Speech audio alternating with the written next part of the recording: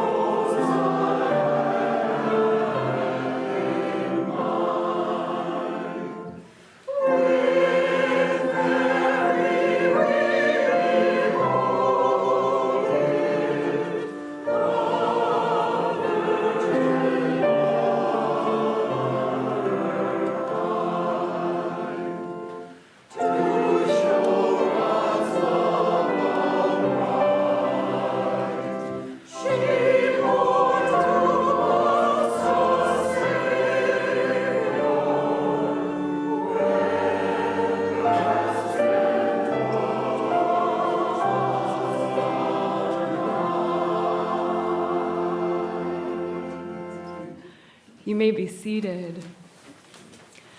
Good morning. Welcome to you on our fourth Sunday of Advent, where we light all of the candles of hope, peace, joy, and love. And to begin our time this morning, we have the gift of three of our youth, Jaden, Sage, and Josie, who are going to open our time together with solos. We're so grateful to hear from you, and so then you can go off to rehearse for true function, which we are equally grateful for. And so take a moment to center in, and we'll do some announcements after they play. Let us lift up our hearts to the source of love that we call God as we behold this music.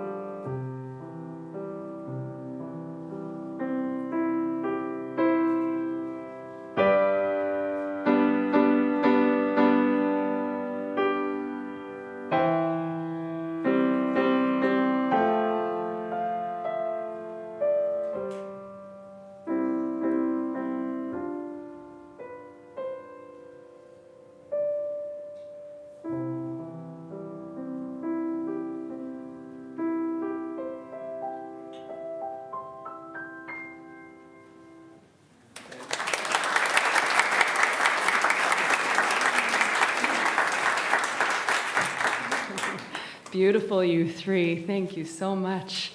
And as the snow is gently falling behind us, that really got us into the feeling of the Christmas spirit. And whatever that means to you, this can be a heavy time or a joyful time. And so just as we approach this worship time, all of the many variations of you are welcome in this space. A warm and radical welcome to each of you and all that you carry. In all the places you've been this week, we come to this point of stillness now, where we can be together and breathe and reflect on the beauty of the cosmos and the coming of the Christ child with Christmas. My name is Julia Berkey. I am joyed to be your senior pastor, and I'm joined by Ken Pennings, our associate pastor, and Bruce Gladstone, and Vicki Nahn, and Julie Mazer, and Bethany Schultz, some of our amazing staff. And at this church, Orchard Ridge United Church of Christ, we are all ministers carrying out the work of love in the world. So welcome to that work. I invite you to join us also for Christmas. Next Sunday is Christmas indeed, and we will be holding a 10 a.m. simple service. It won't be live streamed so that our live stream folks can be at home with their families, but it will be a wonderful, intimate time.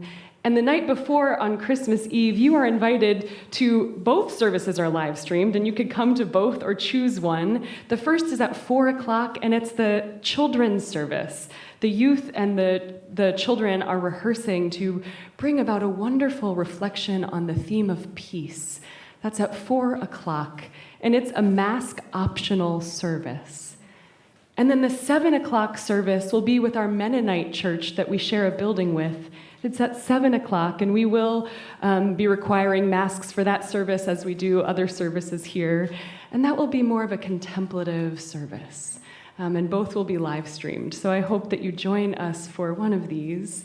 And also wanted to just put a flag in for our all-church retreat coming up on the third weekend of January. And I'm so excited for this time to spend some time with anyone who wants to come. Time with one another in community and time in nature. And if you look at the website and the announcements, you can see ways to register. You can also call the office if you have any questions. But I hope you join us for that.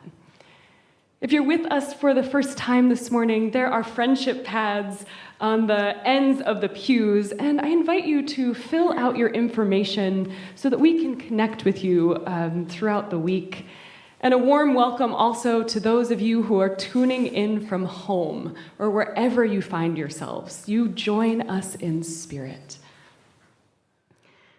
And so now we will dim the lights and we will light all 4 of our Advent candles while we reflect on this image. Each Sunday of Advent, we've been reflecting on one of these incredible images that we have now from the James Webb Space Telescope. And this one is the dance of a dying star. The NASA website says that some stars save the best for last. So I invite you to just meditate and reflect on this beautiful image as I share some words about it, and to wonder what God might be saying to you.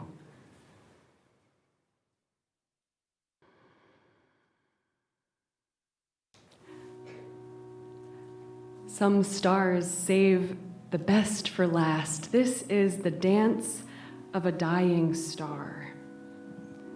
This observation shows the Southern Ring Nebula almost face on. But if we could rotate it to view it edge on in 3-dimensional space, we would see that there are 2 bowls almost placed together at the bottom, opening away from one another with a large hole at the center. These 2 stars are locked in a tight orbit. They shape the local landscape around them. The brighter star influences the nebula's appearance, and the pair continues to orbit one another as they stir the pot of gas and dust, causing asymmetrical patterns. Each shell represents an episode where the fainter star lost some of its mass. The stardust and the mass are spreading out into the nearby space as this star, which is approximately 2,500 light years away, slowly loses its glimmer. And isn't it beautiful as it dies?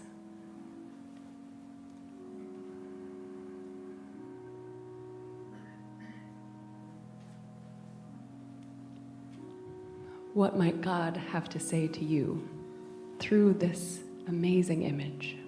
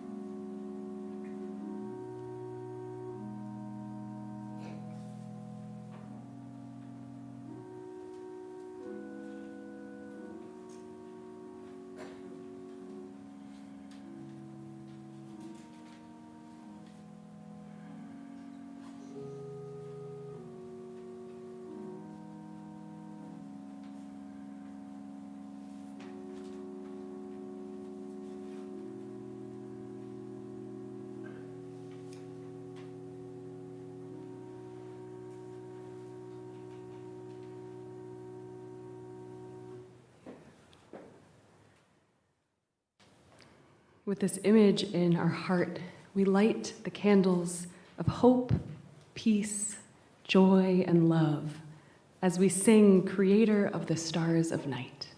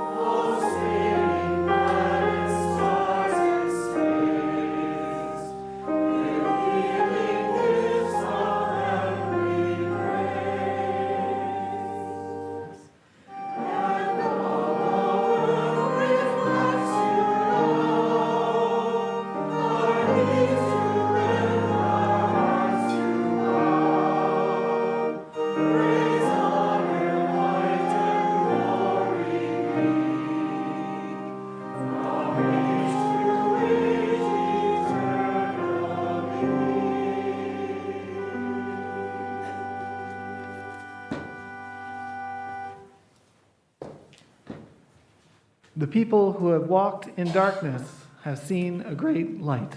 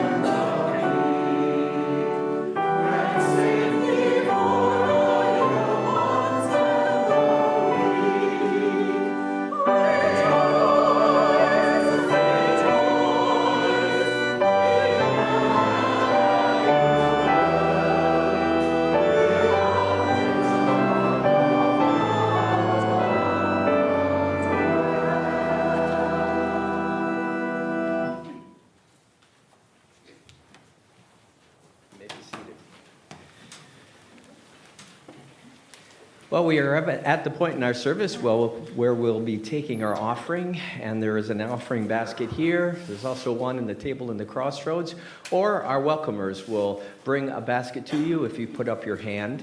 And we have our 14 musicians who may line up now. We'll be hearing from all 4 of them during our offering. And I would ask that you hold your applause until the end, until we've heard from all 4 of them. And so all loose change, bills, checks designated to compassion will go to the United Church of Christ Christmas Fund.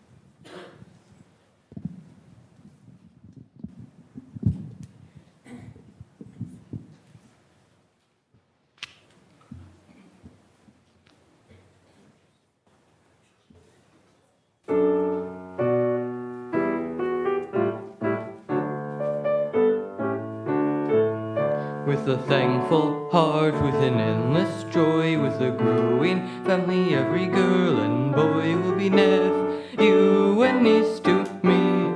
Nephew and niece to me will bring love, hope, and peace to me. Love, hope, and peace to me. Yes, and every night will end, and every day will start with a grateful prayer and a thankful heart. Life is like a journey. Who knows when it ends? Yes, and if you need to know the measure of a man, you simply count his friends. With a thankful heart that is wide awake, I do make this promise: every breath I take will be used now to sing your praise. Used now to sing your praise and to beg you to share my days. Beg you to share my days with a loving guarantee that even if we aren't, I'll hold you close in a thankful heart. I will hold you close in a thankful heart.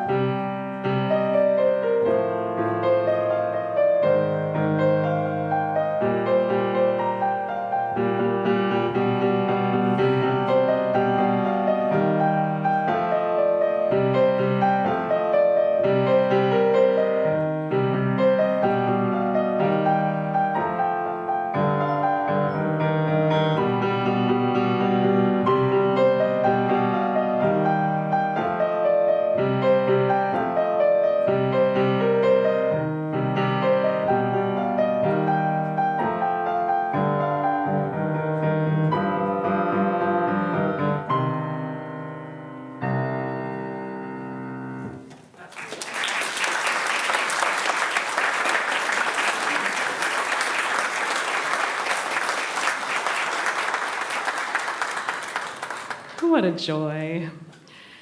I'd like to invite forward Ginny Stiles, and this is part of a series we've been doing these months of the fall into winter, where we feature a new member each Sunday, somebody who's joined the church in the past year, as a gesture or symbol of just turning to one another and getting to know one another more deeply, the stories that we carry, because community is so important.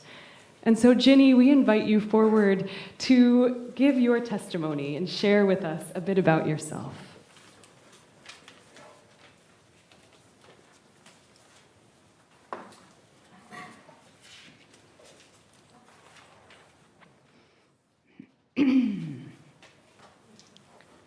Perhaps at some time during your life, you might have written a memoir or maybe a legacy letter that you've left for your children. If you haven't, I encourage you to do so.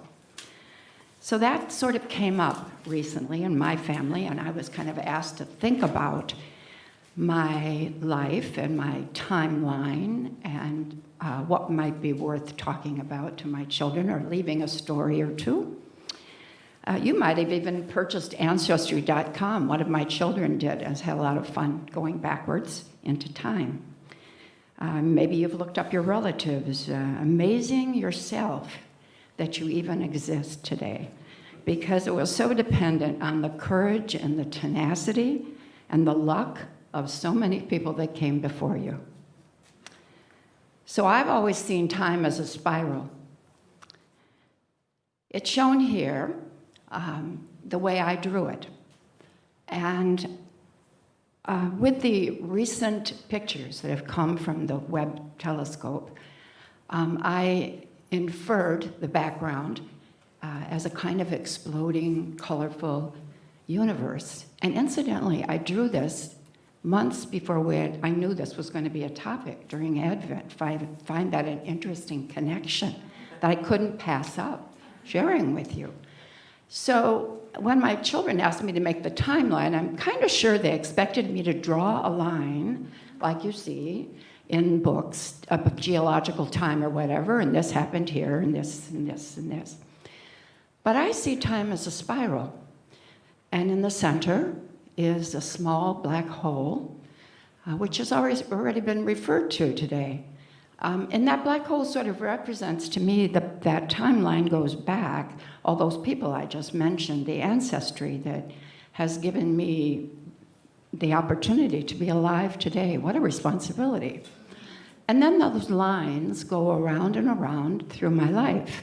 And if you look carefully, it actually looks like this in the reel, which is a little bit brighter than it shows on there. There's a little bitty dots that have been put on with gold paint, and you can kind of faintly see them, I think.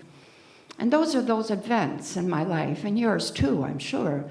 Weddings and Christmases and travel and births and losses. And they're all sprinkled along that timeline. And one of those dots on the outer ring, and I'm on the outer ring, by the way, I seem to have amazingly had all those wonderful spirals, and now I'm on the outside edge. Incidentally, as you look at it, it does spiral off at the end, and it's my interpretation that I will become part of the stardust again. It's the greatest recycling program I ever heard of. So as the dots, you can sort of see, the dots get closer together toward the end, instead of spaced out. And I had a couple people question me about that. How could there be so many events so close together? And that's because when you're an elder, everything is an event. Everything is exciting. Snowfalls on there, things like that. So as the dots get closer in the outside ring, the older you get, everything becomes more amazing, more worth celebrating. One of those dots, by the way, on that outer ring is Greg and me, and we're joining the church. That's one of those dots that we find worth remembering and worth celebrating. And I'm reminded of that today because of all the changes everybody has to make over their life as they spin through that timeline. And all the times that we've been uprooted, Greg and I, over and over again, by our own choice, and had to, you'd think by the time now we'd get used to this downsizing thing, but it seems to happen over and over again. We get uprooted over and over again, and so we're new to Madison. We've only been here 2 years, but we're Wisconsinites. So in a sense, there's a home. We come home to our snow. But Madison's new, and over and over we've been uprooted and had to make choices about a new church. It's a big deal, and change is hard. I'd like to point out that Sasha Lapointe, interesting name, says to uproot something is inherently traumatic. It says so on every potted hibiscus and jasmine that I've ever put in the ground. The instructions are simple: handle the root system with care while arranging it in its new home, unquote. So with each uprooting and each new church home, here we have to think about not only finding a church, but making a home here. Home is people, says Robin Hobb. It's not a place. If you go back there after the people are gone, then you see that it's not there anymore. So I'd like to pick a metaphor then to conclude this by telling you about how we tried to find a church and then make it our home. And I thought about the things that I've seen and done in the year or so that I've been here, and Greg and I have been here. And I thought maybe a nice metaphor might be the choir. There they sit. And I want to think about the first time that Bruce passes out music at a choir rehearsal, and how those pieces of paper with all those little black notes and those little pieces of information, unless we've sung it before, which isn't very often for me because I'm pretty new, nothing comes to my ear, nothing seems familiar. And then Vicki plays the notes, and we run our hands and our eyes over the notes like Braille, hoping it'll make some sense, at least for me. And that we'll inhale it, and that we'll be able to make some sense of it. But it actually takes a little more than that. So the notes begin to slip and slide around, and gradually, almost magically, low and high voices, people who are different, begin to sort of come to a little melody. And we struggle and we make mistakes and we practice, and lo and behold, once in a while there's a little harmony in there. And then here's the magic. We begin to take collective breaths now instead of individual ones. We begin to take collective breaths now instead of individual ones. We rise up and we fill our lungs with a little hope, all together, hoping it's going to be the way we want it to be and sound like something we've created together. We don't always get there, but most of the time we do. We get home to the end of the song, home together, waiting and praying for Bruce's last direction to experience collective silence at the moment of creation. And it's revealed.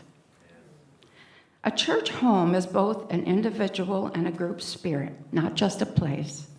It's a sheltering concept where we can make mistakes and keep on trying. It's the security of others around us who hear the music and find the notes so we can move forward together and make a difference. Greg and I are happy to be home.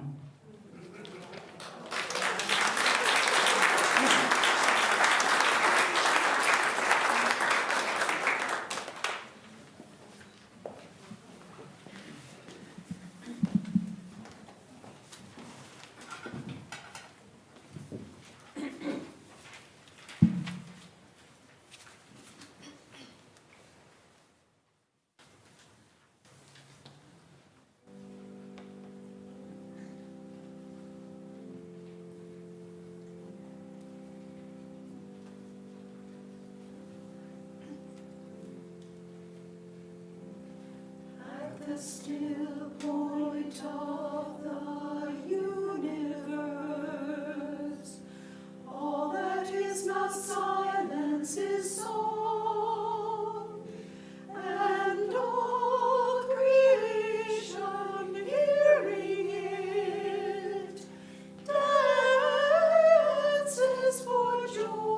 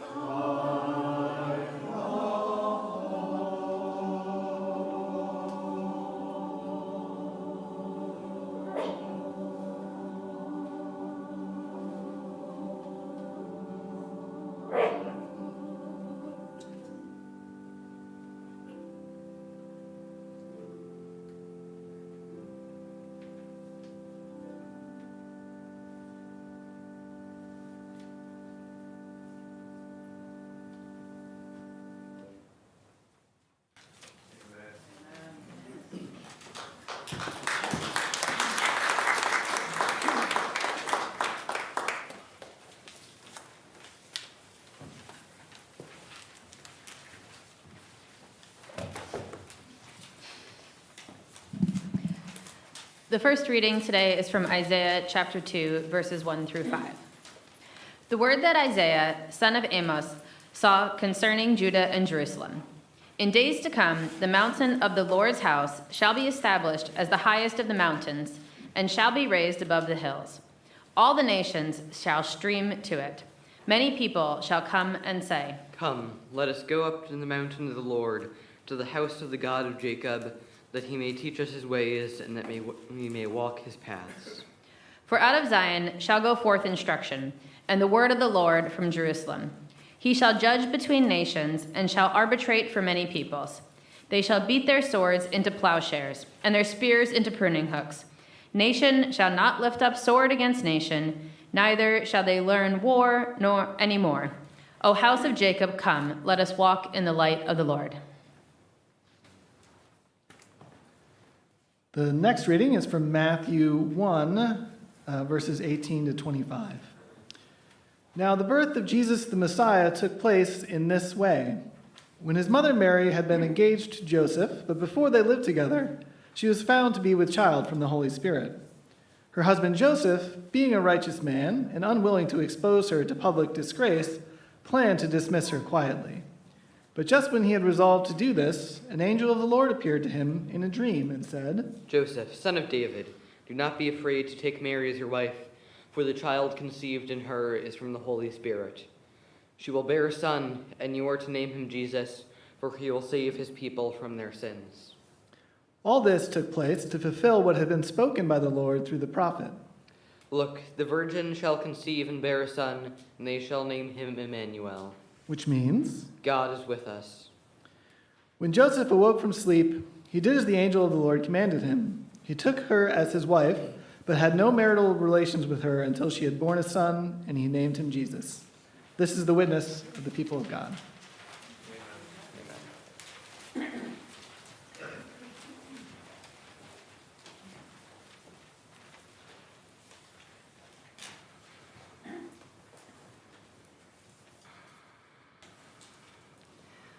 If you haven't done so already, I invite you to find the still point within you.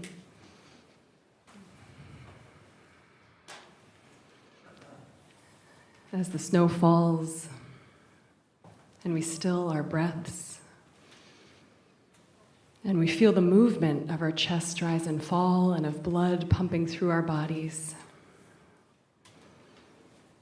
let us find the still point of calm and of peace.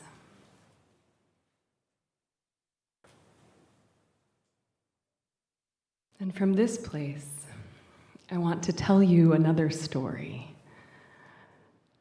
A story of the miracle of the incarnation, of the Christ coming here, that reveals to us that all matter, all of earth, All of us, all animals, are thoroughly sparkling with stardust, with the sacred, with the eternal.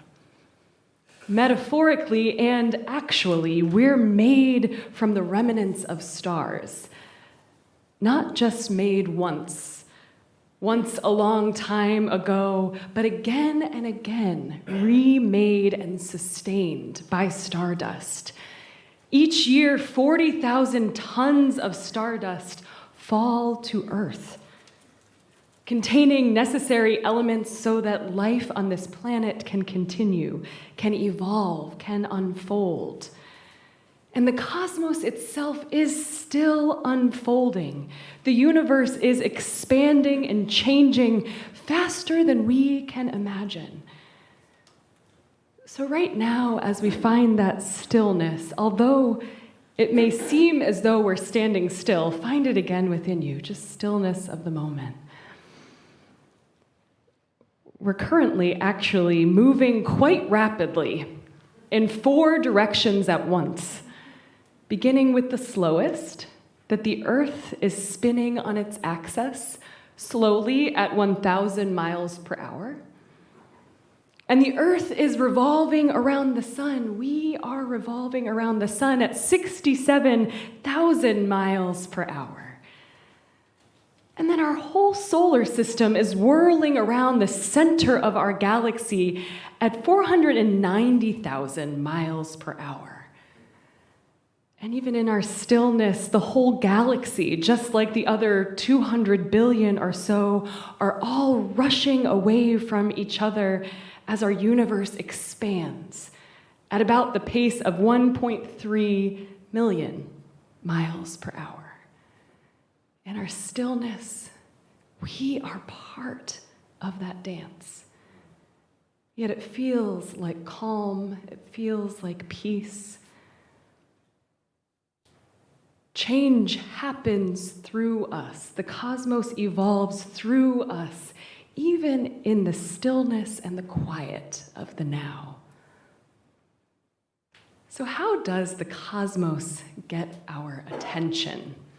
Remind us that we are in dynamic relationship. How do the stars reach down and tap us on the shoulder?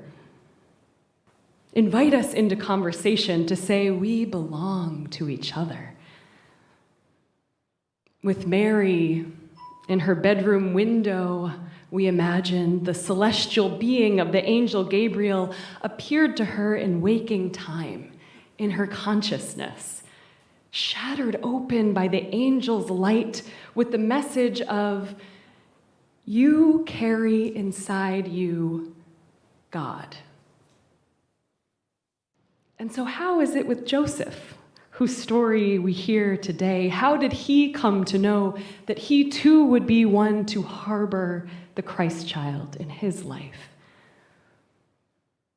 After Mary shared her revolutionary song that we call the Magnificat, in the sacred friendship with Elizabeth, the radical reality of fertility without a biological male, procedures miraculously available today, but perhaps not in the time of Mary, she told Joseph, I am pregnant with not your baby. And so Joseph, being a good man, was going to let her go quietly, without humiliation, because she was pregnant with not his child. But then the stars spoke to him in a dream that would transform the course of humanity. He lay his head down at night, and the angel came to him, bringing him news of Jesus, as the story goes. Take Mary as your wife. Change your mind. Raise this child as your son. Adopt him and call him Emmanuel, Jesus, which means God with us. What moves him to listen to his dream? To trust the glimmers of truth revealed to him in the unconscious time of night? What moves him to trust the way the eternal dropped into his unconscious mind and to let the eternal expand into his life and into his actions in a way that would change the world. In dream time, we can access this panoramic sense of time. Moments in the night where our soul loosens from our body, perhaps, and can travel into the past and the future and the depths of our collective consciousness and explore our own peaks and valleys of experiences, processing it in a way that we can't do in waking time. How amazing that this dream, that something so regular and mundane that we experience, is something that brings Jesus here. Dreams at night and then dreams in the day. The prophets of the Hebrew Bible sometimes access panoramic time too and share dreams for humanity. We have dreams for humanity.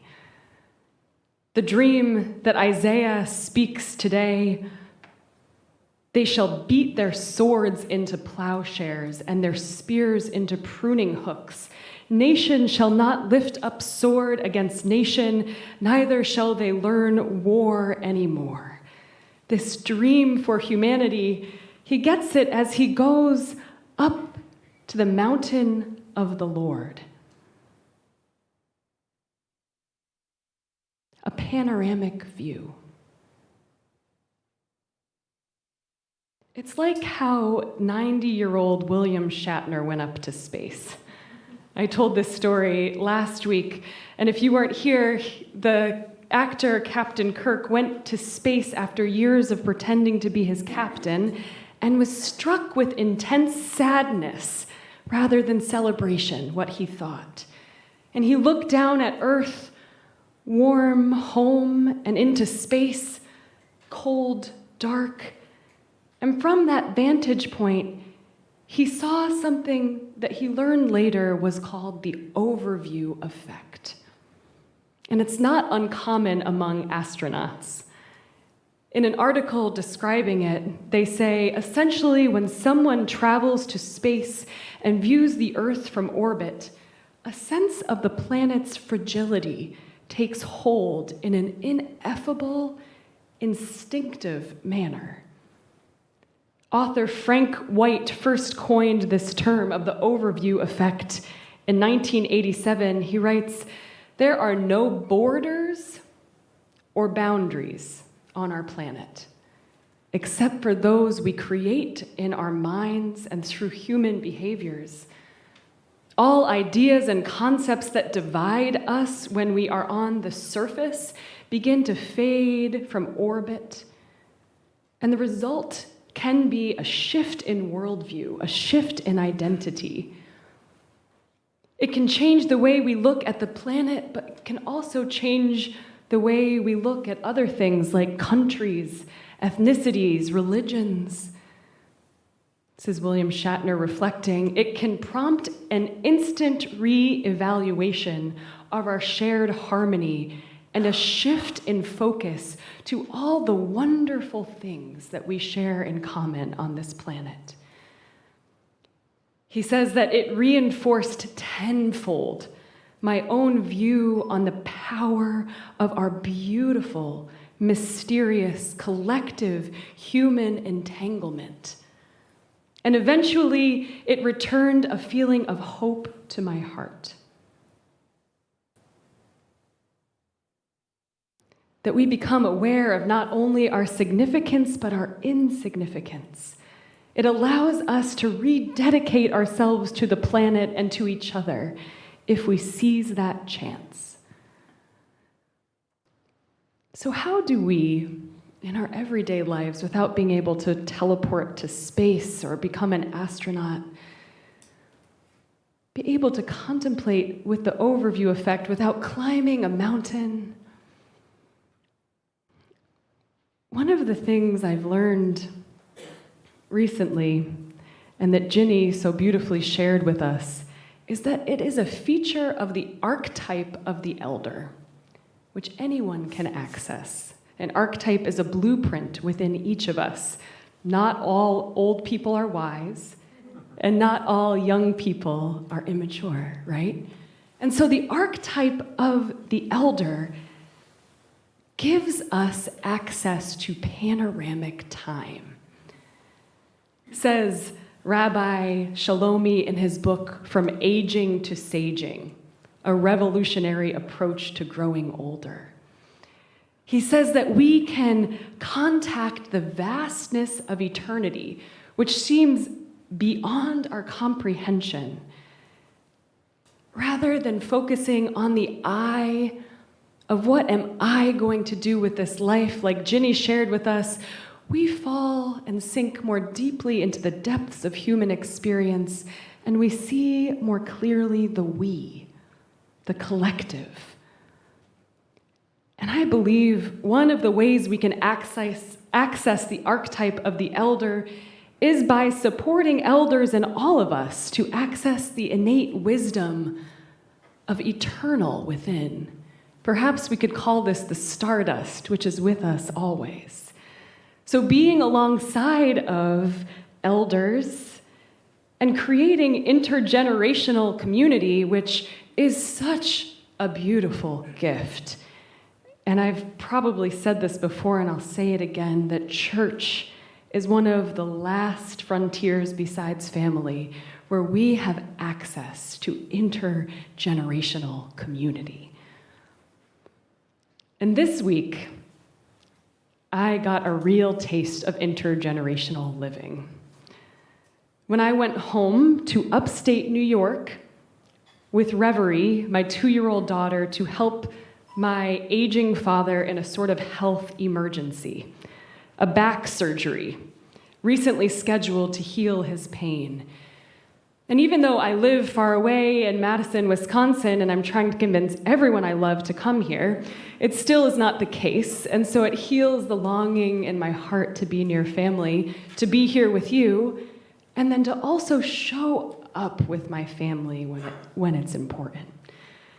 And so Reverie and I went to her papa's home in his most vulnerable days following back surgery. And as you can imagine, a 2-year-old helping an elderly person who just got their nervous system operated on, it was an interesting combination.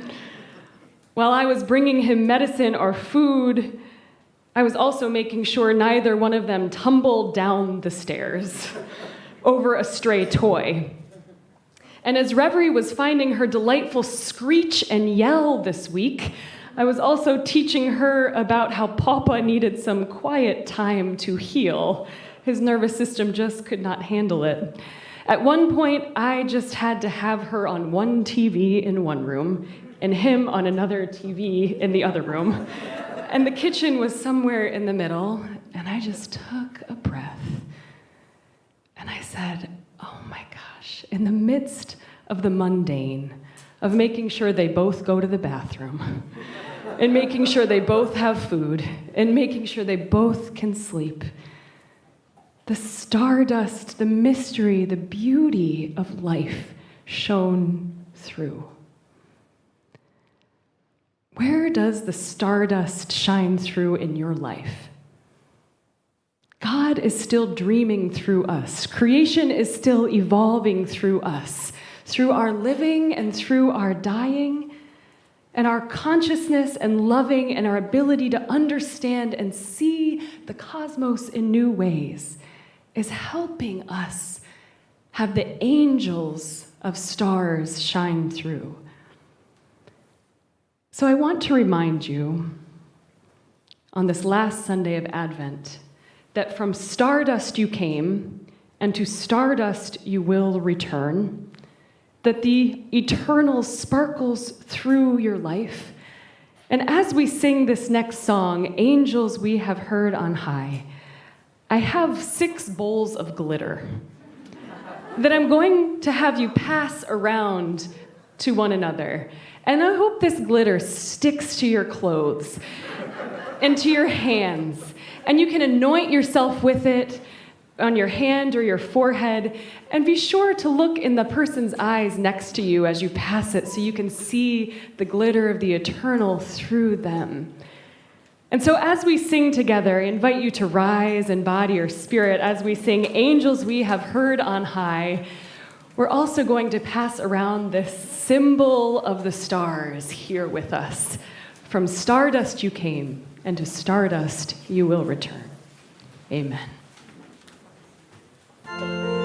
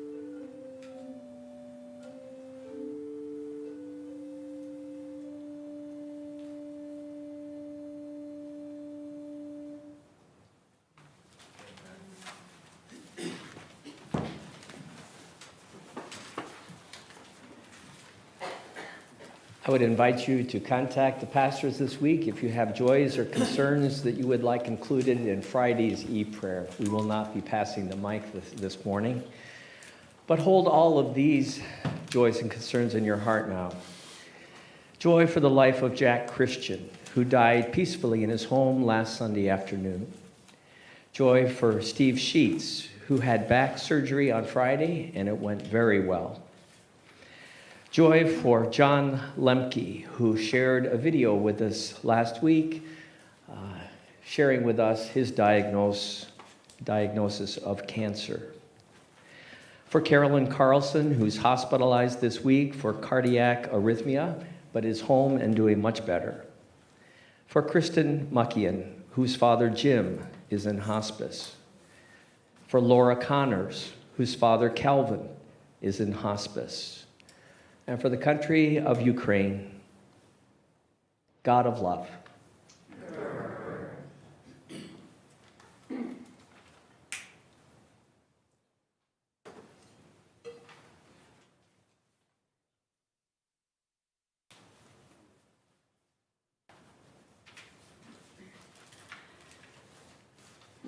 So I invite you to join me in the prayer of Jesus.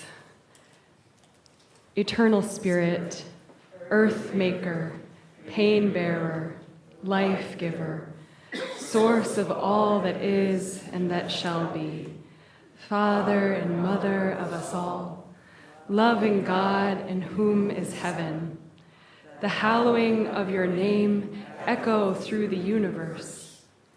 The way of your justice be followed by the peoples of the world. Your heavenly will be done by all created beings. Your commonwealth of peace and freedom sustain our hope and come on earth. With the bread we need for today, feed us. In the hurts we absorb from one another, forgive us. In times of temptation and test, strengthen us. From trials too great to endure, spare us. From the grip of all that is evil, free us. For you reign in the glory of the power that is love, now and forever. Amen. And now hear these words of blessing before we hear the youth solos of blessing at the end of the service.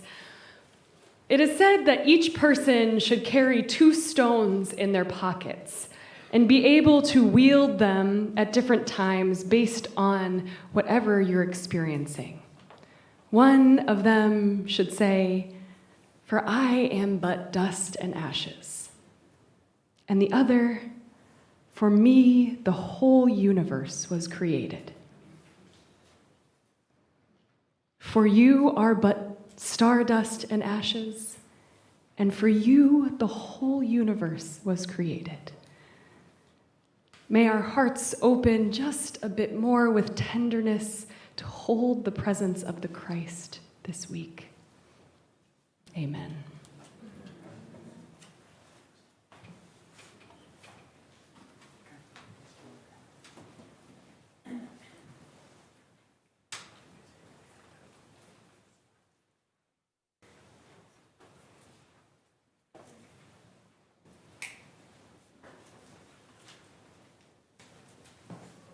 As the children are setting up, somebody lost a hearing aid, so just check.